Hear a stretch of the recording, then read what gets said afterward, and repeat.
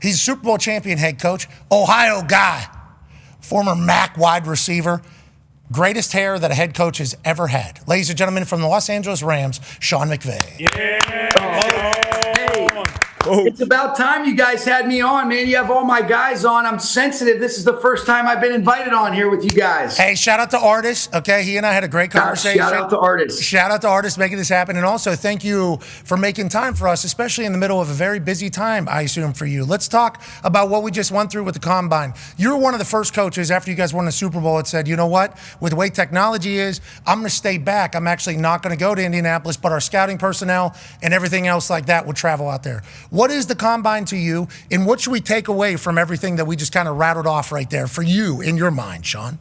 Yeah, no, it's all a valuable part of the evaluation, but I think, the trust that we have in our scouting staff to be able to vet these guys, to be able to use this as a piece for our evaluation, we're a little bit behind the curve with coaches. So the most important thing is let's evaluate the tape. Let's find out how these guys are wired from a mental perspective. And so we can just get more done staying back. And it's a product of the trust that we have in our group to be able to continue to vet, continue to learn about them. And so it's a valuable piece, but the tape is the most important evaluation for us. When you get a chance to chat with these guys, what's the number? Obviously, tape has to match and be good to qualify them to be somebody that could be a Los Angeles Ram. But when you talk to them, what is the type of player that you're looking for to be a part of your culture?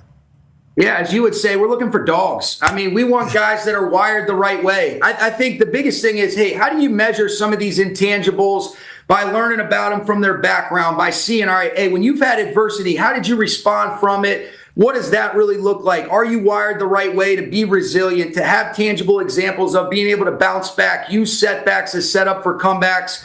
And I think you've seen that reflected the last couple years with some of these guys that we've drafted. You look at Jared Verse and Braden Fisk, they epitomize exactly what we're looking for. Kobe Turner, Byron Young, Puka Nacua, these are the kind of guys that are our kinds of guys that are mentally and physically tough, and they love to compete, and they're not afraid to continue to just swing even if shit's not going our way. Yeah, I love to hear that. I think that's a necessity in football. I think you got to be tough both physically and mentally. You rattled off a bunch of guys that we're massive fans of in such a quick amount of time in the NFL. With the way you guys built this roster, and we'll talk about Matthew Stafford here in a few moments, but with the way you guys did make that big play to bring in Matthew and kind of go all in, the Aaron Donald era, you guys win a Super Bowl. On the other side of that, you have to hit on young talent. Les Sneed has to be able to get in young guys that are cheaper, even though they're making a lot of money and they're professional football players. But whenever you talk about a salary cap, you have to be able to hit on those young guys. Why do you think Les has been so good in doing that? And also, how good does it feel that you guys are one play away? Now, granted, Jalen Carter just said you guys aren't doing anything. Mm-hmm. And we'll talk about that at the end of the divisional round with the Eagles. That you guys, Puka makes that catch. Holy shit. The Rams just gave up that touchdown from Saquon where he's punching his head in the snow, and they're still almost coming back and winning this. And I know almost sucks and everything like that. But with how young your team was, almost in a transition era to have that much success, how good does it feel to be where you are right now? And then obviously getting Matthew back, how great of a move is that in your mind so you can sleep at night? Oh, it's huge. And that was always the end goal in mind, Pat. I think when you talk about what you're asking about with Les, going into year 9 now together, I think there's a real rapport that we have in terms of what are the kind of guys we're looking for, being able to identify, having flexibility in regards to what does that roster build look like. You talk about after the Super Bowl, I think in a lot of instances, we were kind of forced just based on the parameters, like, hey, these guys got to play. And it taught us as coaches, hey, let's be patient. Let's challenge these guys. But I think you start to see things in guys that maybe they didn't even see in themselves. And then that confidence can compound with good experiences. We're getting better and better. I think we're able to learn from our mistakes and keep stacking good decisions. But, that game was a battle back and forth. I think we all felt like we were winning that game 29-28. Ultimately, they got it done, and they looked pretty damn good in the NFC Championship and the Super Bowl, and that really chapped my ass, too. Yeah, I could see how the Philadelphia Eagles just became an absolute wagon. Oh, yeah. Just beating the hell out of everybody except for the Los Angeles Rams, which is what the conversation was whenever we were hearing that Matthew Stafford was able to kind of go and listen to what the rest of the NFL was saying, both financially and what situations were available. Everybody was attacking it from different angles, obviously, because it's Matthew Stafford and it's the Los Angeles Rams. But a lot of it was, what is going to be a better opportunity to win? And it feels like you guys are set up to win right now. Is that what you're telling Matthew Stafford when you meet with him on Friday? Or how does that conversation go inevitably for him to end up staying and extending as opposed to going elsewhere? Yeah, I think we always felt like that was the end goal, Pat. And really what it boiled down to was there were some mistakes where I had some growing up to do, some things I could have handled better in the midst of going back a few years when we traded for Matthew and sent Jared to the Lions. And so it was about communication. Let's be clear, open, and honest. Let's have the dialogue. Let's understand the end goal in mind is always to get you back here. And so that's really what that entailed. I think there was a lot of narratives out there. And because of the caliber of player he is, there was a lot of stories. But I don't think either Matthew or myself ever really felt like this was a direction we weren't going to go. And sometimes when you really care about people, you can have real conversations. And I think it's going to be even better moving forward. And when you see what ends up coming of it, you're going to really see, man, this is a selfless decision on his part. And this is really good for the Rams for how we move forward and keep building around him, with him being able to play, his best in the most important moments. And I sure don't take that for granted. I assume you just alluded to what the contract is actually going to be whenever it is announced, because it was reported, I think, by Rappaport after he got his ass beaten at Starbucks, but did not call but he did not call NFL security, and there was no physical altercation. But I think he reported about the amount of money that he turned down elsewhere to stay with the Rams. And we all just kind of joked about how bad moving sucks. And like, what is the tax to even pick up your family and move somewhere else? But also, if he sets up his contract right, he can continue to build with this Rams team. I think that's what you were alluding to there. Am I taking that out of pocket or no? Yeah, no, you're exactly right, Pat. And that's the thing. I think, you want guys to feel great about where we're going and choose and do these 4 years of equity that we built up means something. And that was demonstrated by the actions. I always tell our guys, I see better than I hear. And I saw him and his family make a choice to stay with us. And that sure means a lot to me. And we're a lot better football team because of it. That's a great line. Hey, I'll see what the fuck you do more than I hear what you say you're going to do. I love everything. I knew you'd like that. Yeah, that's a good bar right there. I assume you got a lot of them, a lot of success very quickly. You got to have a great brain. On that note, D-Bud has a question for you, Coach. Yes, sir. So we talked about, you've been an Ohio guy. I know you played your high school football down in Georgia, where a lot of people know the story. You beat out Calvin Johnson to be the player of the year in Georgia. Hell and then you go on. Hell yeah. You go on to be a coach. That's absurd. And that is crazy. You're the top player in Georgia, beating out Calvin Johnson. Unguardable, this little white guy. I mean, dual threat quarterback. He was the first of the exciting whites. But with that being said, when did you know you were going to be coaching possibly in the future? What coaches had the biggest impact on your career coming up? Yeah, I mean, I've been really fortunate, D-Butt, in terms of just being around guys that were willing to invest in me. My grandfather was a huge influence on me. My dad's one of the best leaders I've ever seen. The one thing I will say about the Calvin Johnson thing, I think my dad was the head of the voting committee. So that's a little nepotism award. We love that. We love that. Hey, don't let the truth get in the way of a good story, though, right? Hell no. It's I will say this, though, being able to get into the business as early as I did, my grandfather, the Gruden family, being able to work for Mike and Kyle Shanahan. I just been so fortunate to be around people that said, hey, let me put my arm around you, let me teach you, and then you see what it looks like to do it the right way. And that's been a huge thing that I don't take for granted. I realize how blessed I am, and really it's all about, it goes back to my grandfather and the legacy he set for our family. Yeah, football family, football guy, and we got some football highlights of you. Calvin Johnson had no chance. You see what this guy's doing? You see what these knees are doing? It's terrible. Terrible. Listen, yeah, right. Hey, look at the DBs chasing me, man. I mean, this is not the same level of competition that Calvin had. That's a strike. I don't know though. Look, that was like a 6A Texas. That wasn't your best throw. Look at the form. Wow. Look at the form. High ball. Good drop. Look at that strike. Hey, this is. Aaron Rodgers. I got some better ones than these, though, man. We got to get some real ones. I'll tell you, we did not create this. We certainly found it. That was a dime. Yeah. Listen, stop selling yourself short. Your dad said, listen, my vote might be worth 2, but the boy had a good year. Oh, yeah, the boy had look at the knee drive. Over there. Hey, let's have a little bit more respect. Sean, dog. I'm any sudden movement right now, I'm pulling my hamstring for sure. Do you still run routes and stuff in practice? I remember that story coming out. I'll get out there.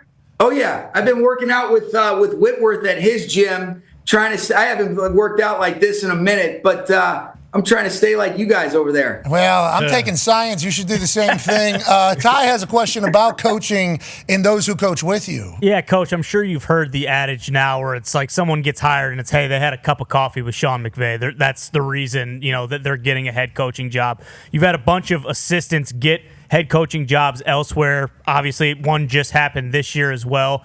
At what point did you recognize, like, hey, I better not get too comfortable with my assistants because they're going to be looked at in a pretty solid light from what they've done here, and they're going to get out of here and get opportunities elsewhere? And how difficult is it? Yeah, it is difficult, but I will say this. When you're in the right headspace, it's the best thing that ever happens because all these guys, whether it's the Kevin O'Connells, Raheem Morris, you look at Liam Cohen end up getting a job, Matt LaFleur, Zach Taylor, these guys have been instrumental in our success. They've poured into me, into our group. And I think when you really look at it, what it does is it attracts high caliber people. I'm able to always learn from the guys that come through here. Does it make it challenging that basically everybody's been here in some form or fashion? They're sprinkled around the league. It does, but it's also the most rewarding thing. And, you can see that the culture is translatable to what's authentic to these guys. There's an urgency. There's an enjoyment with how we go about this stuff. And I'm so proud of those guys and just proud to be a small part of their journey. But it is a pretty cool thing. How old are you now? 39. You're an old grizzled vet now. I know. Wow. I'm going into year 9. Now, I'll tell you what, this coaching shit is like dog years. I mean, sometimes I feel like I'm 80 years old. And, there's certain times where I say, hey, let me just come on as a guest and kick it with you. But I love this stuff. I mean, it's the best. It really is. And I think having a little boy has given me a perspective that has really changed the way you go about it, the appreciation and the purpose and the perspective that's necessary. And that's a pretty cool thing, Pat. Becoming a father is amazing. I have about to be a 2-year-old baby girl or a toddler, I guess now. I don't know all the titles. You fucking get it. But she's about 21 months old, going to become a 2-year-old. Didn't know if I ever really wanted to have a child. I thought I was a little bit too selfish probably to have a kid. My life a little bit too busy. Then I meet my wife. My wife would be the perfect mom. We decide to go about it. We have this baby girl. She's the greatest. I assume you feel the exact same. It is. I don't know how I would have. Listening to you say it. No, you're right. It gives you real purpose. I mean, I'm embarrassed to say because you're so involved in your career, you're a little bit more selfish and it's about you. And man, it gives you a perspective. And I'll tell you what, it makes me love my wife that much more watching with the way that she is with him. And, it's a reason to say, hey, what does it look like how you treat a woman, for him to see as a young man growing up. And it's the best. He doesn't care when I come home, if I've had some shitty play calls or not. He just sees Dad and he's smiling. And I said, you know what? It's going to be all right, isn't it? Do you ever have any of those shitty play? It feels like you always, you're 9 years. Oh, yeah. Okay, so you're 9 years into this, 39. Obviously, we all remember the Super Bowl against the Patriots, and that's talked about Sean is beatable. But all these guys that get hired are because they think that they're going to be able to bring your offense over or your ability to move the rock over, and we're in an offensive-heavy league. Now, I will say you changed the entire league by far, quickly, not only with the influence, but the offense and what everybody is doing. But is there a time where you think you're getting beat by people, you're getting outsmarted by people? And how much is the game changing currently to a more power football as opposed to more wide open football? Shoot, it's amazing when you look at when we got here in 17 to what it is now, and you just talk about the influence of the run game, the defense really making an emphasis on putting a roof over the coverage and trying to be able to stop some of these ways that you can get over the top vertically. And then you look at the evolution of offenses and the shift of personnels and how you run it and what does it look like. Now, it all goes in circles, but I think the best adjust and adapt. One of the biggest things I'd say, obviously it stings to lose to Philly, but I got a ton of respect for Vic Fangio. 2018, they were the best defense when he's running the Bears defense. 2022 or 2024 this past year, he's running the Eagles defense. You see foundational principles that are in alignment with what he's always been, but it was illustrated in a different manner. That to me is greatness from a coaching perspective, adjusting and adapting. That's what we try to do. What we were in 17 to what we are going to be this year is going to be a lot different. And if you don't adjust and adapt, you're going to get exposed. And you alluded to that Super Bowl. That was a humbling night. You go from boy wonder to boy blunder in a matter of 60 minutes.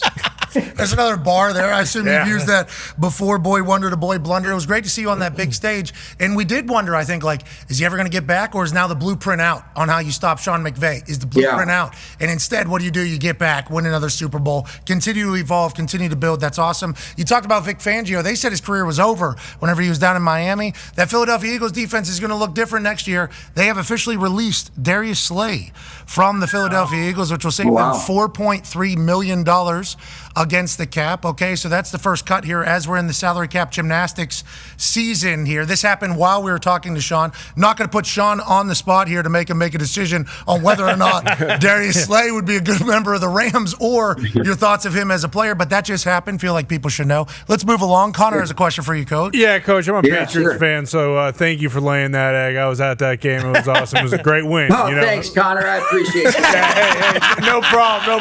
You got one after, so who cares? But when it comes to, working with Les Sneed, how does that relationship go? I mean, it's a bad example, but when a player does get released or someone's available for trade, is that something where, you'll text him and let him know? And then when it comes to the draft, you went from, kind of fuck them picks with Les Sneed to now it seems like every year you guys are getting an all-pro, Verse, Puka, kind of the list goes on. But how's that relationship work? And then who picks the really cool house that you guys go to for the draft? Because every year that thing is awesome.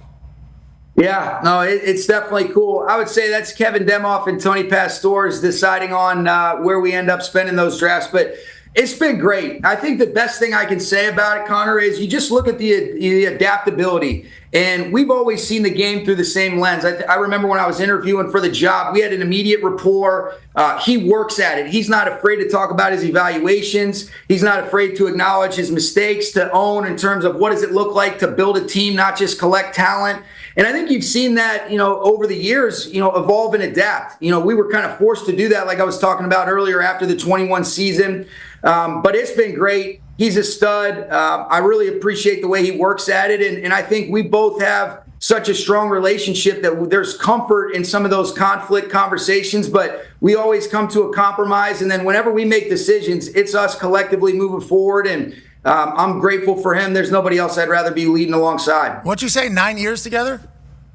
Yeah, this is year 9. That's awesome. Crazy. The Rams draft house, isn't that one of the things you guys are hanging out in? I think we're going to do something cool with the fire department this year, which will even be cooler, just based on everything that's going on. So I don't know if I let the cat out of the bag, but hey, screw it. Hey, I appreciate that you guys are doing it. It feels like everybody from LA is stepping up for the community, which is a beautiful thing to watch. Let's talk about that. As that's all taking place, it's happening like tail end of the season there. What is the mindset of how do you reach out to the families that are affected? Like, how has the Rams kind of handled all the fires and the devastation? I mean, just absolute devastation. You don't even feel like it's real life, Pat. And in a lot of instances, where it started was far enough in proximity that it didn't really affect too many people. But then once they start trickling over, and I can remember we're having basically our Wednesday practice leading into the Vikings playoff game, and you see this smoke in the distance, and this is an area where a lot of players and coaches live, and you're thinking, wow, now this feels really real. And it felt real, but when it's physically in proximity and now people are having to evacuate their homes, man, that's just way bigger than football. And I can't say enough about really our organization with the Cronkies. So many people deserve a ton of credit for being able to say, all right, hey, let's gather everybody. Let's make sure that we're able to get to Arizona. Tyler Higbee had a great line when we were boarding that flight and people were bringing, all their family, some animals were on there. It was like boarding Noah's Ark going to Arizona. But it was an incredible display of the team coming together. And really what I wanted to see from our group, I wasn't worried about necessarily winning and losing, but let's represent, let's be a group in terms of how we compete, how we represent this city for what it looks like, for what's great about sports. And our guys did that really each of the next 2 weeks. And even though we came up short of Philly, I'm damn proud to be associated with that group. And that was some real stuff that's way bigger than football. Yeah, beautifully stated. And thank you for sharing all that behind the scenes with us from watching along, because obviously captivated, and by captivated, I don't mean that in a positive way, captivated all of us about the devastation that's happening and how quickly everything can kind of take place. And now life happens as well. So you got to keep rolling ahead. You're 39, but the way you speak is that of like a 65-year-old. So profound. And the way you talk is great, which is why everybody, ourselves included, think that you're going to go to TV. You know, and you look at Madden, what Madden was able to accomplish in such a quick career as a young guy with the Raiders and then transitioning into TV, transcending society basically into a football place. His name is going to ring, you know, synonymous alongside the NFL forever because of his work in the booth and then obviously as a coach. How much do you hear the noise? And whenever you get on TV or get in one of these interviews, immediately afterwards you go, "God, I just fucking killed that," and just keep it rolling. Like, what is your mindset towards it all? Because you would be great for the game, brother. You would be great for the game on a microphone. I appreciate that. That means a lot, you know, because I'm fans of you guys. I was kidding, you know, I wasn't really kidding. You know, I'm glad to come on here and finally start this up. Hopefully we can make this a little bit more normal now. Amen. But amen. Yeah. I love coaching. You know, the one thing I will say is what I don't take for granted, even when we were talking about having our children, you know, the influence and the impact that you can make where you're really being transformational instead of just transactional. And that's what I love about coaching. Is there interest in that stuff? Of course, but I think we got some more stuff that we want to accomplish. I love the group that I'm doing it with. And if that is an opportunity down the line that represents itself or presents itself, then I'll be, I'll be humbled by it, but I'm pretty damn happy doing what I'm doing and love what I'm doing. Yeah, that's pretty evident. I mean, I think there were rumors of like 25, 30 mil from Amazon for one game a week on Thursday night. That was alleged. That was alleged, obviously. Yeah, if it was that kind of number, then maybe we have to second guess that.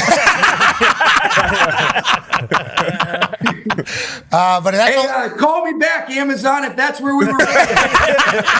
I'll publicly negotiate for you anytime, but I think that number is only going up and up with the way football is. And you talk about, you know, you've been able to do some good things. You want to continue to build on that. We have a graphic of everything you've accomplished. Dude, to say you've done great, remarkable is the word. Yeah. We have a Rams fan who happens to be the graphic designer who pieced this together, Dirty in the back. And he's like, that's cool. After piecing it together, it's like a lot more respect needs to be given to what has happened in such a quick time, especially in the NFC West. You know, like that's not a easy division at all. Congrats on everything thus far, Coach. Oh, yeah, Congrats on everything. No, hey, appreciate you guys finally having me on. No, we're not done yet. We're not done yet. We're not done yet. Okay. Unless you want to leave. All right. You want to leave? No. Hey, I'm ready to roll. That's why we love you. Yeah. That's why, you know, that's why everybody loves you. Quick on his feet. Now, we just wanted to point out all your accolades there and show it to you so you know, hey, a lot has been done here. If a microphone does present itself, you know, maybe we go ahead Hall of Fame in both of them. But with the team that you have, there are some decisions that have to be made every single year that aren't easy, I would assume. Tone has a question for you. Yeah, Coach, nothing's final yet, but a guy that you did all those things with, Cooper Kupp, I know is potentially going to be traded. He's been with you for all of those years. How hard was that decision, and how do you feel about Cooper Kupp as a human in general? Yeah, I think the first thing you acknowledge is the impact this guy's had on my life. Most importantly, as a human, I'm a better person for having been around Cooper Kupp. Obviously, his production, he's such a baller.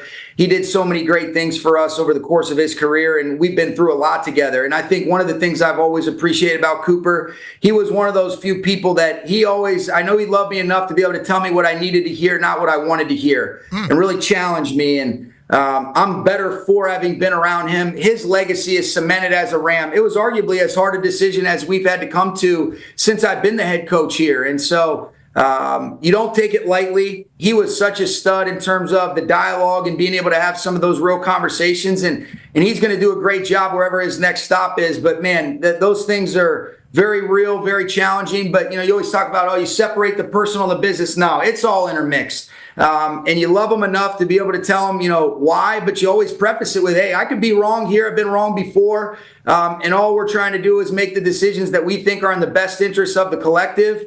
But this guy is such a stud, and love him and appreciate him more than words can express. He was a great wide receiver for you guys. He won the Triple Crown and also the Yak, I believe. So it was the top 4 stats at one historic year and historic run. The 9 to Dime podcast, obviously he and Stafford grew very close. Hell of a run as a Ram. Excited to see where he goes next. Some team will be very lucky for him. And before we let you go, what does today look like? Are we watching film from the Combine? Or are we watching film from what is the next couple weeks? So really we're in the midst of trying to get a couple of our own minimum guys signed, because next week represents the legal tampering period or whatever the hell they call it next Monday. But with our guys, we can get them done. And so we got a couple guys that we want to try to be able to get signed. We're studying draft guys, and then we're going to start to dive into scheme. We've got all of our coaches here. It was a light turnover year. We got 6 new coaches. So that was a light turnover.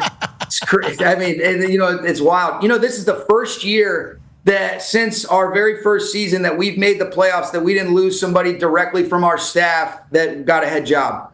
Every other year we've made the playoffs other than our first year and this past year, we've lost somebody directly from our staff. Liam gets one from Tampa, but you're talking about directly from our staff with Zach Taylor, Brandon Staley, Kevin O'Connell, Raheem Morris, 4 years, that we made the playoffs in between those first and last ones. Pretty wild. Yeah, when we talk about what happened in Philadelphia, they've lost offense coordinator, defense coordinator, having to turn that over, trying to re-implement a culture, re-implement everything with a new voice in charge. Not easy. You've been able to handle it pretty well. You guys also lost somebody in the front office. Are you worried about Gladstone, little babyface, coming in and just sniping all of your guys? Gladstone's a stud, man. Don't sleep on Gladstone. He is... I'll tell you what, this guy's a smart, sharp, articulate dude. Love the way he sees the game. He's got a great delivery. I'm so much faster. He's got this nice, patient, calm delivery. I said, man, I just want to listen to you talk.